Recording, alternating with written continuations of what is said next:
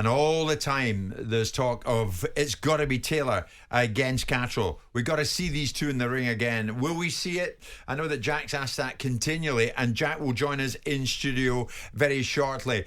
Spencer, Simon, a constant message that comes up all the time is that you guys are talking about Fury Usyk. You're talking about Wilder Joshua. You're talking about Ben Eubank Jr., which has got a long way to go before we see that.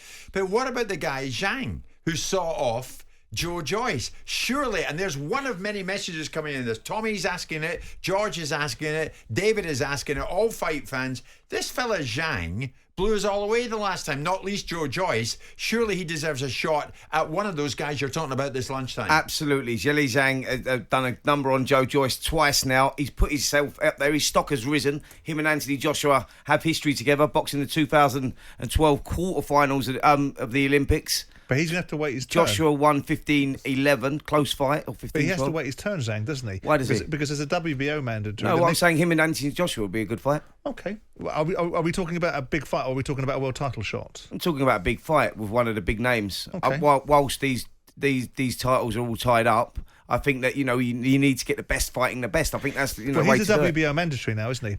He's the interim champion. So why would he want to put himself in a position of a fight with jeopardy when he knows that the Undisputed is coming up? One of the belts are going to have to get scattered after it, so he picks up a vacant shot. But why is he going to give Anthony Joshua an opportunity to nick his spot in the WBOs? Because he's 40 years of age and he don't want to hang around for too long.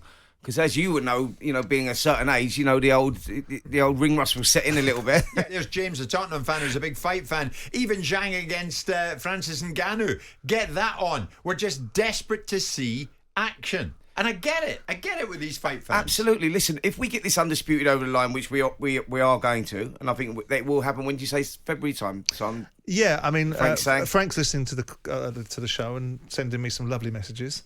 Very, very happy with some of the things that are being said, but we're not going to see Tyson fight in December. No, that's all right. That's understandable. He's just come off. Frank has never said he's going to fight in December. No. The only person that did that was his boss, Tyson Fury. Said he was going to fight December the 23rd. Right, well, anyway, he's been through that hard 10-rounder, so he needs body time to recover and come back again. So if we got talking about end of February time, fine. That's the Undisputed fight that we get, and I think that forces all the other heavyweights into the position of fighting the best. That's what we need to see Spencer, in 24. You're not getting away scot-free this lunchtime. Many messages coming in about this man, Francis Ngannou. Have you changed your tune now, Spencer, that Ngannou should be recognised in his own right as a boxer?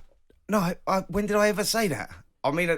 You're just talking about a fight. No, I'm talking about Francis Ngannou has put himself in the mix, and people will, we live in a world now where these crossover fights have got interest. Yes or no? Do you consider him now a boxer? Yeah, make your mind up, cross over? Well, absolutely. Anyone that can beat Tyson Fury on a bad day. You do by the way, him. I don't consider him a boxer. I just think that he can hold his own with the guys. Oh, I'm confused here. Don't be confused. But you're flip-flopping. You will not say, flip-flopping. I acknowledge it. He's a boxer. He's not a boxer. He's an MMA fighter. What do you think about the WBC? But he can come over into that discipline. But what do you think about the WBC? I mean, the ridiculous WBC suggesting he should be ranked inside the top 10. I think he's pathetic. Do you? Yeah. Right. Yeah. So you don't want to see him fight boxing again? I do want to see him boxing again. Well, make your mind up, What are you Spence. going on about? We're talking about here. You're talking about WBC rankings. And do I want to see Francis Ngannou in the ring again? Let me start again. I want to see him in the ring again. Against whom? Yeah, I do want to see him in the ring again. Against whom? Against any of the heavyweights. Really? Any of the top heavyweights. Would you like to see Anthony Joshua I think that's the only intrigue. Would you like to see Tyson Fury I'd like to see Anthony Joshua in again. I'd like to see Tyson Fury in with him again. Yeah. I don't think that I wouldn't like to see him in with Deontay Wilder because I think he'd get flattened. Okay. All right. Well, that's as clear as mud, though. What we do know this lunchtime is a great friend of yours, Spencer, and someone I've known for a long time, so do you, Simon. Yep. Longest ever reigning cruiserweight champion, Johnny Nelson. He was due to join us this lunchtime, but Johnny, now that he got his MBE yesterday, doesn't speak to commoners like us anymore. We can't get hold of Johnny, but it doesn't go unnoticed on us. He's done one hell of a lot of work in the fight game.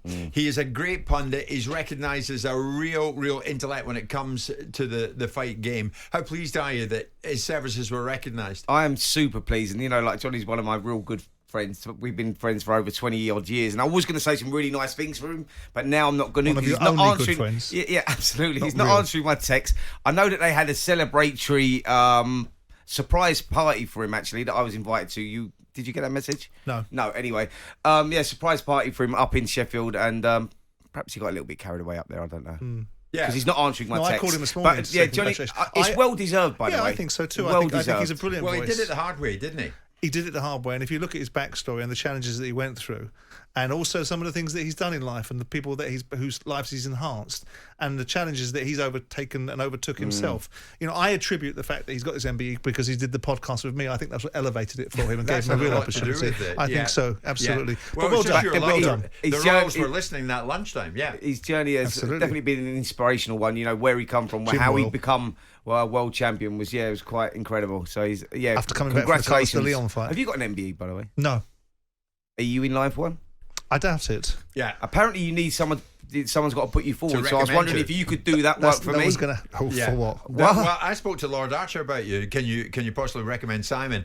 And the two words were you're joking. But Johnny Nelson, longest ever reigning cruiserweight champion. He held the World Boxing Organization cruiserweight title from 1999 to 2006, Spence. And remains the longest reigning cruiserweight world champion of all time. And as Simon stressed, this guy ended up in countries you don't ideally ever want to go to, on his own, fighting the favourite. Absolutely. He was a sparring partner in places like Norway and Denmark and Sweden. He went all over Europe just as a sparring partner. I mean, his journey was like, I think he lost his first 7 amateur bouts. Turned pro, lost 3 of his first 4 or something. He was like sort of the laughing stock of He's his a fascinating gym. character. And he turned it around. He's a fascinating character. He really is. Well done, Johnny.